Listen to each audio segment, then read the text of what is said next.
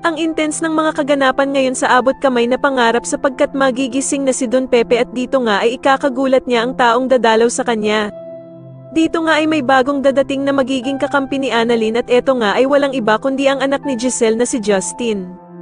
Samantala ay makakasalubong ni Annalyn ang bagong tauhan na si Justin at dito nga ay malalaman niyang dadalaw din pala ito sa kanyang lolo Pepe.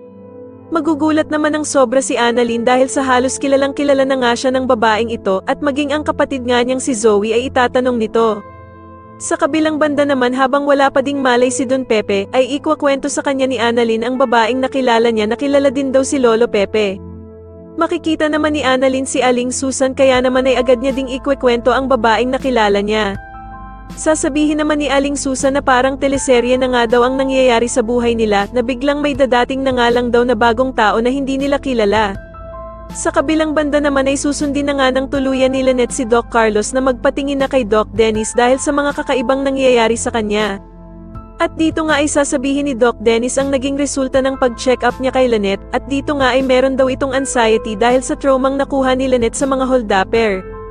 Samantala sa wakas nga ay magkakatagpo na ang mag-ina na matagal nang nagkawalay na sila Giselle at ang anak nitong babae na si Justin.